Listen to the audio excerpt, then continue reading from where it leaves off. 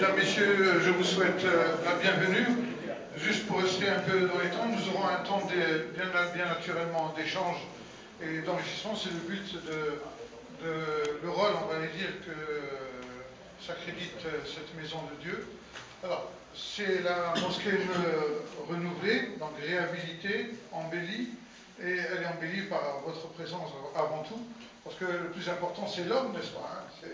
C'est l'homme qui est au cœur du dispositif.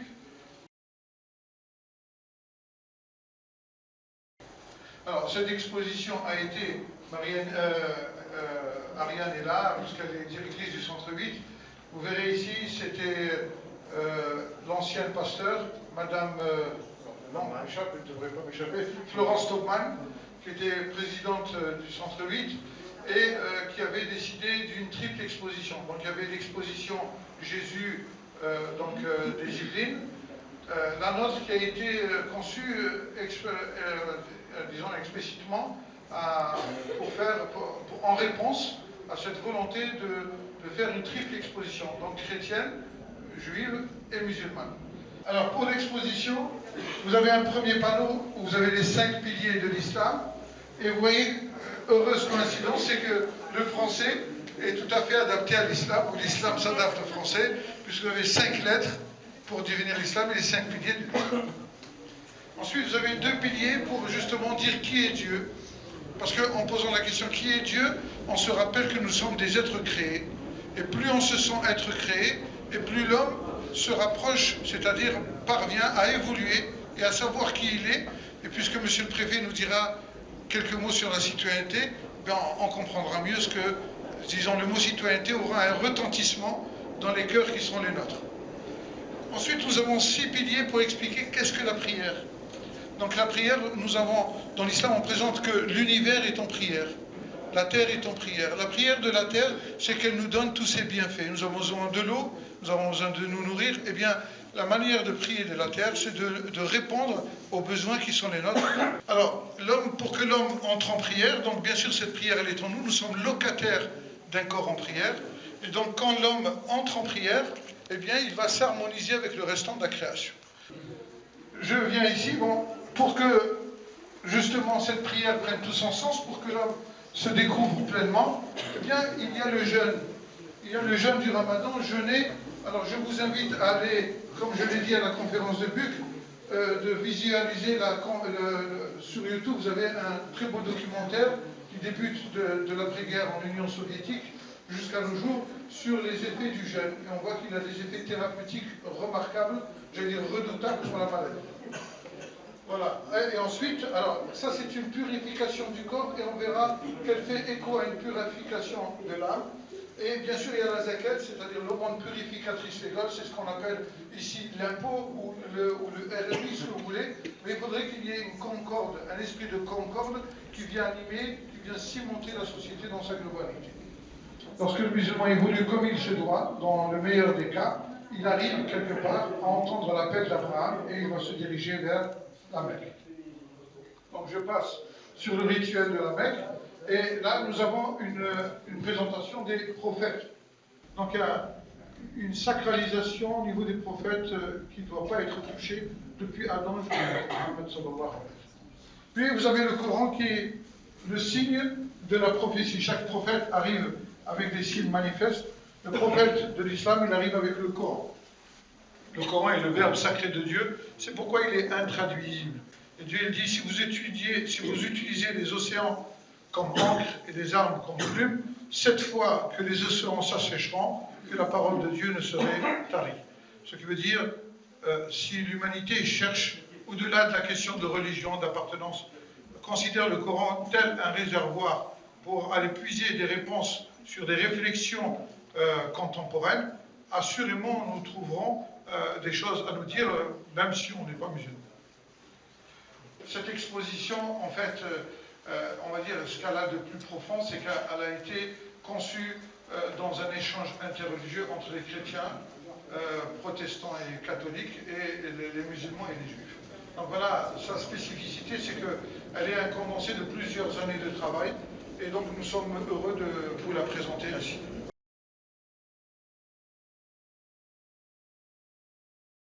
vous allez me suivre, c'est juste pour visiter la mosquée. Donc on va aller au deuxième étage, puis au premier, la terrasse, et nous reviendrons ici pour échanger quelque peu, et puis nous allons terminer par un pot. Donc ça, l'étage a été complètement refait, totalement.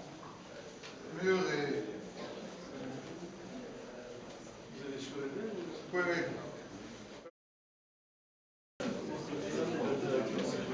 Voilà. Et ce qui est... Enfin, notre volonté, il y avait un mur ici, c'est de permettre de transformer cet étage en mezzanine. Ce qui permet d'avoir une communion avec le reste de...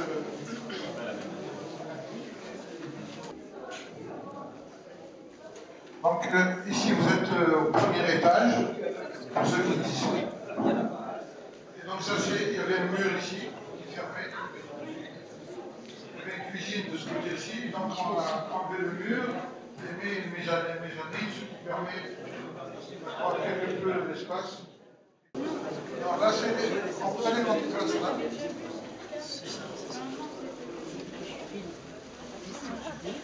Donc ici c'est le terrain que je sais pas si on entend ici.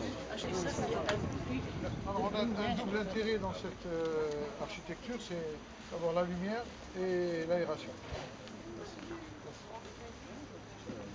Ça c'est Hein?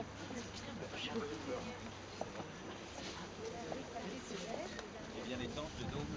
Oui, alors on a fait la lumière du jour de la salle d'en bas.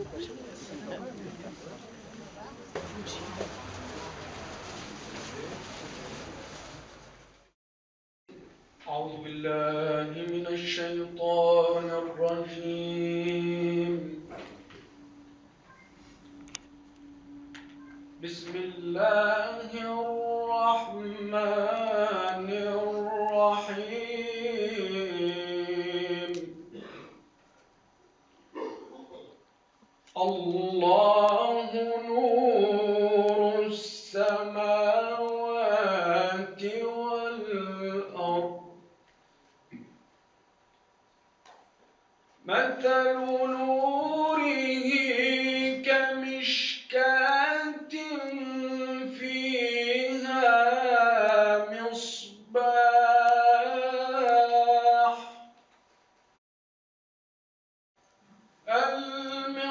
المصباح في زجاجة.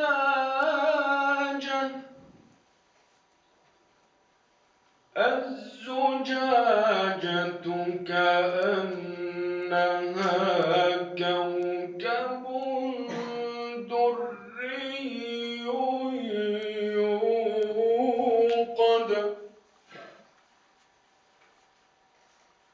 يوقد من شجرة مباركة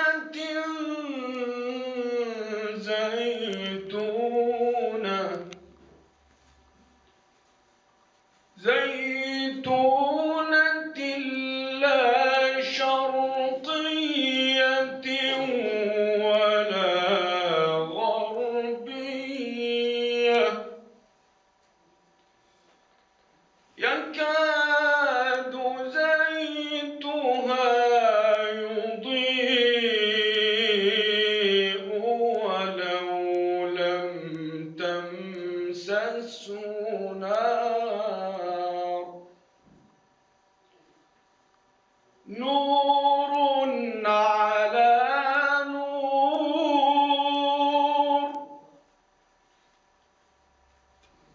نور على نور. يهدي الله لنوره من يشاء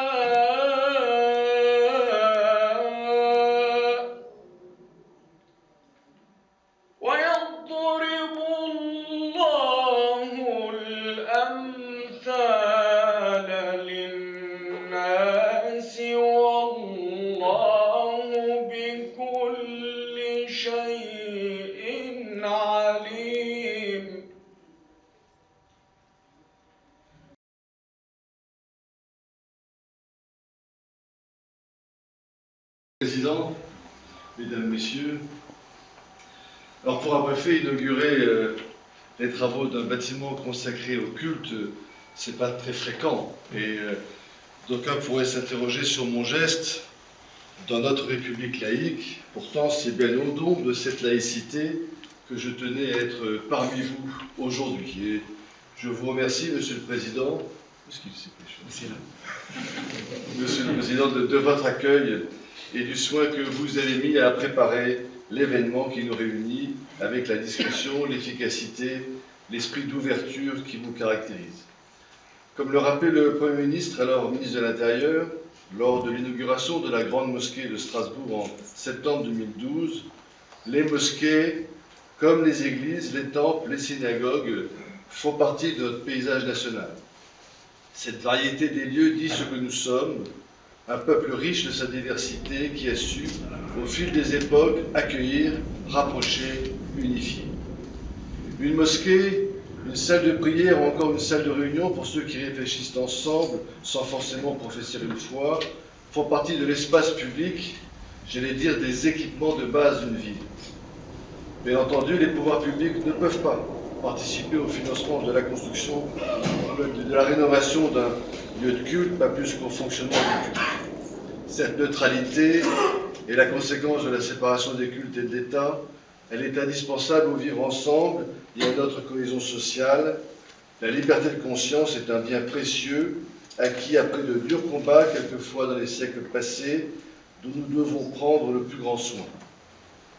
L'État et les collectivités territoriales se doivent de respecter cette neutralité, d'agir avec le souci constant de ne favoriser aucun culte ou courant de pensée plutôt qu'un autre, afin de permettre à tous d'exercer pleinement la liberté essentielle de croire ou de ne pas croire. La République accepte toutes les religions, elle les protège et promeut la tolérance. Croire est une liberté fondamentale. Considérer les religions pour la place qu'elles occupent dans la vie sociale est un objectif pour les pouvoirs publics. Respecter la liberté de ne pas croire, respecter le caractère laïque de l'État et des lois de la République qui ne dépendent d'aucun précepte religieux est un devoir civique pour tous. La religion musulmane est professée par de nombreux Yvelinois. J'ai voulu être présent ici aujourd'hui pour apporter un témoignage de considération à la communauté musulmane de Versailles et à travers elle à tous les musulmans du département. Dans mes fonctions, je franchis régulièrement le seuil de la cathédrale Saint-Louis ou de la synagogue et d'autres lieux de culte. J'attends d'ailleurs, monsieur le pasteur, de venir chez vous. Mais c'est bientôt. En effet, l'État est neutre à l'égard des religions. Il doit donc être de manière égale et impartiale à l'écoute de toutes. À l'écoute, et je dirais attentif. Les musulmans ont droit à des lieux de culte dignes. Vous ne disposez pas de l'antériorité des cultes chrétiens aux juifs en France. Il faudra du temps pour aménager des mosquées en nombre suffisant. Il y faudra des financements importants. Il faudra tenir compte des règles de la construction et de l'urbanisme. Il faudra aussi faire en sorte que ces lieux de prière s'inscrivent dans nos traditions architecturales, notre histoire et nos paysages urbains.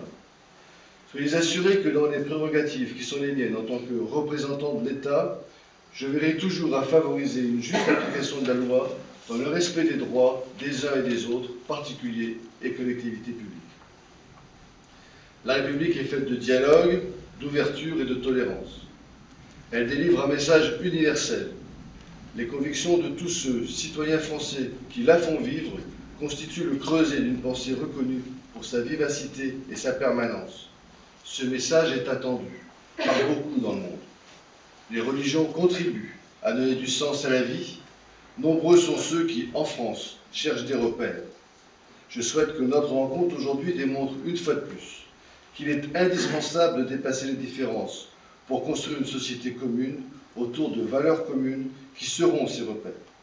Pas des anathèmes et des exclusions, mais des valeurs qui rapprochent, qui font tomber les méfiances, qui combattent les haines et qui ouvrent des chemins de rencontre. Finalement, il nous faut faire en sorte que l'égalité de tous devant la loi soit réalité entre celui qui veut pratiquer une religion, celui qui ne le souhaite pas, celui qui est indifférent. Tous devraient avoir un point commun, respecter la liberté de l'autre. Je suis certain que vous avez tous à cœur d'y contribuer. Soyez assurés de ma confiance dans votre capacité à faire avancer de front vos convictions et votre attachement à la République et ses valeurs. Je vous remercie. Merci.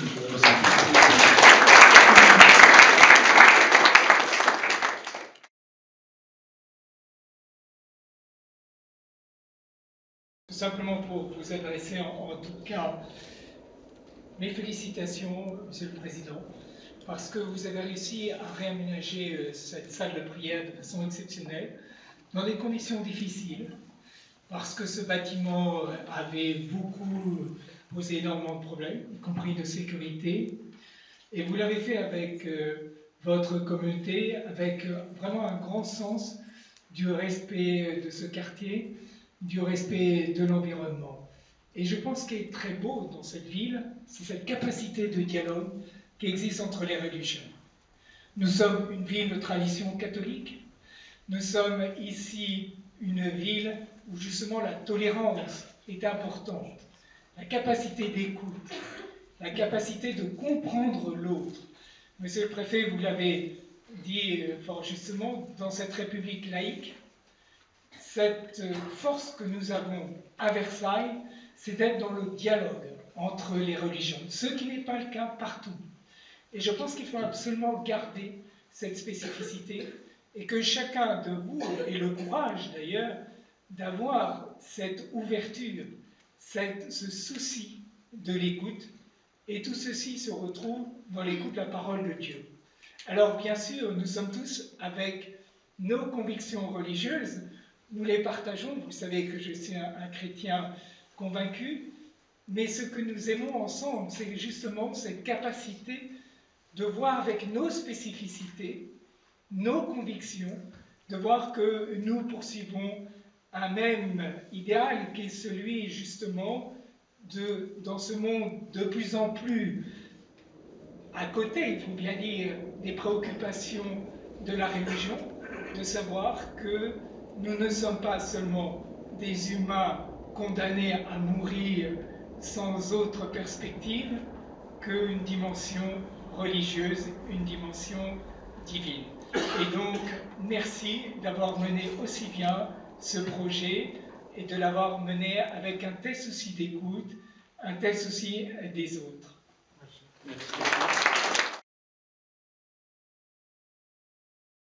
Comme monsieur le maire de Versailles, je ne savais pas que je devrais prendre la parole, mais tout en l'écoutant, je me préparais quand même à dire un petit mot.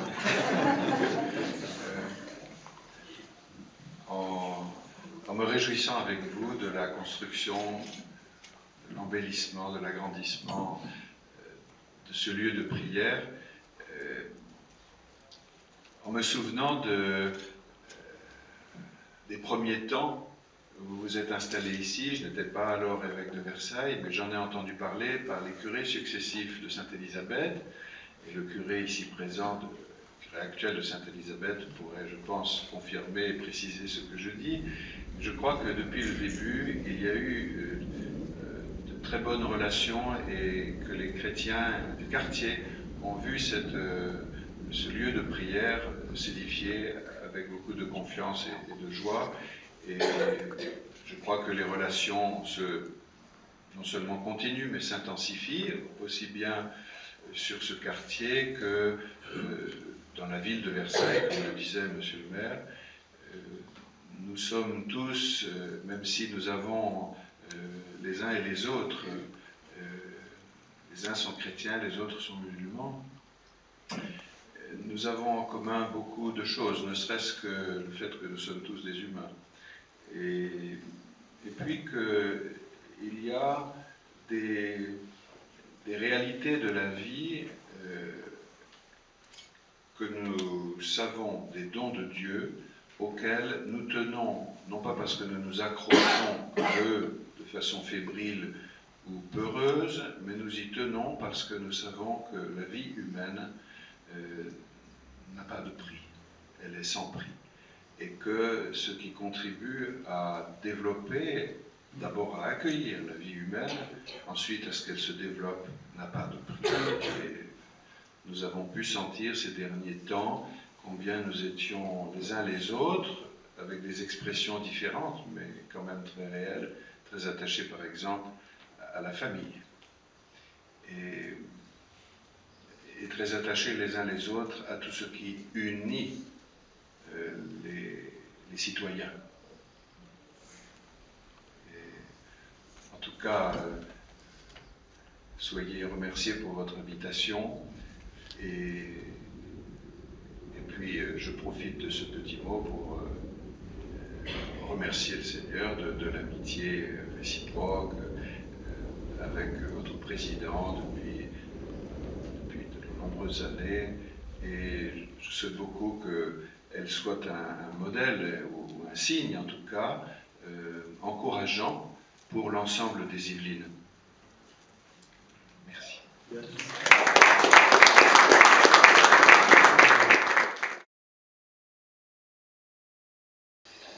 Je suis très heureux d'être ici et tous les protestants qui sont là et qui sont nombreux, avec notre sœur diaconesse, nos voisines préférées.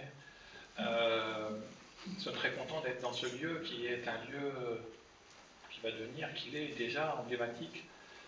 Et en même temps, pas seulement de l'exercice du culte musulman, mais je pense aussi de la coexistence et du voisinage des différentes religions à Versailles, puisque nous sommes juste à côté, nous sommes aussi vos voisins. Et nous avons été très heureux, il y a 6 mois, un peu plus de 6 mois, de vous accueillir pendant un mois dans la grande salle du centre-ville, au moment où l'achèvement des travaux commençait à se sentir un peu différent, enfin, commençait à l'attendre. Et cet hébergement a été un signe aussi, je pense, de la façon dont nos religions vivent ensemble et souhaitent instaurer une véritable paix dans l'exercice de cette foi. Et donc c'est une joie toute particulière pour nous d'être ce matin au milieu de vous et de vous affirmer notre amitié et notre souhait de voir continuer ces bonnes relations que nous avons ensemble. En tout cas, longue vie à ce centre que nous sommes contents d'avoir comme voisins.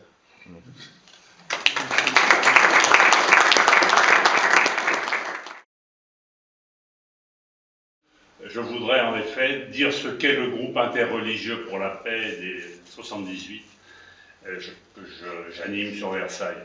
C'est une association, 1901, qui s'est donné pour tâche de rapprocher les communautés, et spécifiquement les communautés juives, chrétiennes et musulmanes, les communautés qui sont actives sur Versailles, puisque cette paix que nous recherchons, dernier mot de notre titre, c'est la paix locale, celle sur laquelle nous pouvons agir directement. Cette paix locale, elle est le souhait de tous, donc je n'aurais pas été contredit si j'avais parlé le premier. J'ai entendu dans chacune de ces allocutions ce souci de la paix, le souci de l'entente entre les communautés, le souci du rapprochement entre les communautés, le souci de faire disparaître les peurs, de faire disparaître les incompréhensions. J'aime beaucoup, et c'est un peu la façon dont nous voudrions agir, j'aime beaucoup cette phrase du père Pérenès, dominicain, qui a été longtemps en Algérie, qui est actuellement au Caire, et qui dit, en gros, si chacun pouvait avoir, il parlait aux chrétiens, si chacun pouvait avoir un ami juif et un ami musulman, à travers cet ami, il verrait ses religions d'une façon différente. Et c'est ce que nous cherchons sur Versailles, c'est que chacun puisse connaître personnellement un juif, un musulman, un chrétien, et voir cette autre religion à travers les yeux de l'amitié. Voilà, merci Mohamed de m'avoir parlé. Donc je terminerai par d'abord évoquer le verset qui figure dans le tract qui vous a été remis. Le Seigneur Tout-Puissant, il dit « Je vous ai créé nations et tribus afin que vous entreconnaissiez ». En fait, l'homme s'accomplit dans les desseins de Dieu, dans ce qu'il y a lieu de s'accomplir, lorsqu'il rentre en entreconnaissance. C'est la complexité de l'homme qui est en gestation et la mise en application de ce verset lorsqu'on l'a compris. Mais on ne peut rentrer en entreconnaissance que si un certain nombre de conditions soient remplies. C'est-à-dire qu'il faut que les communautés soient mises dans une condition telle que cet entrepreneuriat puisse se pratiquer. Ça demande un effort donc de l'être, c'est-à-dire que l'homme doit se construire pour réussir sa relation à l'autre. La relation à l'autre n'est pas donnée, mais c'est quelque part un affranchissement de l'homme d'une certaine tare. Donc ce n'est pas une option, c'est l'homme qui s'accomplit, c'est toute la condition de l'homme qui va changer. Donc si, au niveau d'un État, on se saisit de cette chose-là, c'est pour ça que vous avez parlé, Monseigneur, de la famille, effectivement.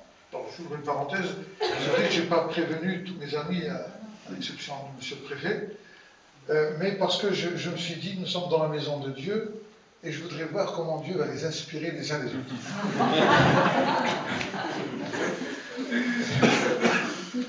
Et effectivement, vous avez vu quand même, c'est le cœur qui a parlé, c'est l'inspiration du moment. Tout le reste s'évapore. Mais les mots qui ont été dits, qui ont été confinés dans les propos qui ont été les leurs, c'est ce qui se sédentarise, c'est ce qui reste. Donc c'est cela qu'on a voulu garder. Voilà, et c'est pourquoi je le dis. Le pasteur a parlé, effectivement, déjà en 99, nous avons fait la prière de l'Aïd chez les protestants. On commence à s'habituer chez les protestants. C'est une habitude. Bon, pendant les protestants, bien sûr, nous les inviterons, ils sont à plusieurs reprises. Ça, c'est aussi la maison de tout citoyen. La maison de Dieu appartient à tout un chacun. Et le prophète de l'islam, beaucoup de musulmans, malheureusement, ne le savent pas. Il dit oui, il y a des non-musulmans. Là, oui, le prophète recevait dans la mosquée de Médine les chrétiens, les juifs et les mages. Une fois, une délégation chrétienne se présenta à Médine, parce qu'il y avait les juifs et les musulmans, et ils ont dit au prophète, nous n'avons pas où prier. Et il leur a dit, entrez dans la mosquée et priez. Ça, c'est dans ce qu'on appelle Siet Moucheb, c'est un recueil authentique sur des faits authentiques. Tout comme on verra le calife Omar, quand il va à Jérusalem, il est reçu par un prêtre, et comme il n'avait pas de quoi se changer, le prêtre lui proposa sa soutane. Et au moment où il voulait la mettre, il a dit non, parce que les musulmans ils vont interpréter les choses, etc. On va gérer les simplets d'ici et de là. Après, il lui mit un endroit où il allait prier dans l'église. Et au moment où il allait prier, il s'est abstenu. Et le prêtre lui dit pourquoi? Votre prière ne serait-elle pas valable dans une église? Il dit non, elle est parfaitement valable. Sauf que j'ai peur que dans l'imaginaire des musulmans, après ma mort, ils vont dire Omar a prié ici, il faut qu'on transforme l'église en mosquée. Et ça, il ne l'a pas accepté. Donc il y a un respect de l'instant, mais un respect dans le futur. Je dois préserver ceux avec qui je suis, avec qui je vis. Je voudrais, comme je ne voudrais pas être long, hier j'ai échangé avec un jeune de la communauté musulmane alors que nous étions dans le bain des préparations et que je n'ai pas eu le temps de vraiment préparer. Et quand j'ai écrit tout ça, en fait, j'ai dit, je ne peux pas lire parce que j'ai dit aux autres de pas lire, il faut que je joue franc jeu avec eux. Je ne lirai pas. Par contre, je vais dire la phrase qui a été dite par ce jeune, de manière à ce que nous allions prendre un pot et on la médite ensemble. Voilà, juste une petite phrase. Alors sa phrase, c'est la suivante. Il me dit, la citoyenneté est pour moi le besoin de se sentir aimé pour mieux donner de ma personne. Donc si on met ça dans un projet de société, et on sait le mettre en valeur, et lui donner de la perspective, et en France, nous avons la capacité. La France, elle est en vue, elle est dans le cortège de nations très importantes. Vous avez vu ce qui se passe en Afrique en termes d'interlogicité, vous avez entendu ce qu'a dit Xavier Goureux qui a dit « je suis le dernier », mais oui, on termine par la grandeur, vous êtes grand en général, et comme on veut mettre de l'ordre dans les idées, il faut un général. Vous avez vu que le groupe interreligieux de la paix fonctionne mieux depuis que le général est avec lui. Voilà. Alors, je voudrais qu'on médite un peu cela. Je vais écourter ma parole. Je vais juste demander à l'imam de faire, comme on dit, une sora pour la baraka pour chacun d'entre vous. Et que Dieu vous protège. Sachez une chose. Je l'ai dit une fois à monsieur le préfet d'une certaine manière, donc je ne vais pas dévoiler le secret d'une rencontre, mais je vais dire un peu le rayonnement de ce qu'il y a derrière la rencontre. Le musulman est citoyen du monde, donc il est citoyen français. Et c'est pourquoi il va prier pour la France, non pas parce qu'il va faire plaisir, mais il va le faire en acte de foi. Le prophète de l'islam, il dit C'est-à-dire l'homme où il est, s'il ne sait pas être citoyen d'une cité, il ne sera citoyen de nulle part ailleurs. Et donc ici, opportunité est donnée parce qu'il y a la relation à l'autre. Tous les hommes qui sont avec vous, qui vivent avec nous, ils sont l'émanation de la volonté de Dieu. C'est Dieu qui les a fait exister avec les convictions qui sont les leurs, et nous avons un devoir de les respecter dans l'état où lequel ils se trouvent. Nul prophète, nulle contrainte dans la religion, car le droit chemin s'est distingué de l'égarement. Voilà le verset coranique qui vient juste après le verset du trône. Dieu a décrété que l'homme est libre. Il n'appartient à aucune personne de lui confisquer cette liberté, quelle que soit l'intelligence qui est la sienne, ou quels que soient les pouvoirs qui lui sont alloués. Donc c'est cet esprit, il reste juste un mot, je dirais, une panne qui existe dans le système ambiant, c'est la confiance. C'est-à-dire, la citoyenneté doit rimer avec la confiance. Et ça, c'est aussi une direction, un projet de société qui a besoin d'être épanoui. Parce que si le citoyen se sent déficient en confiance vis-à-vis de l'autorité, etc., eh bien il est moins productif puisque cette confiance n'existe pas.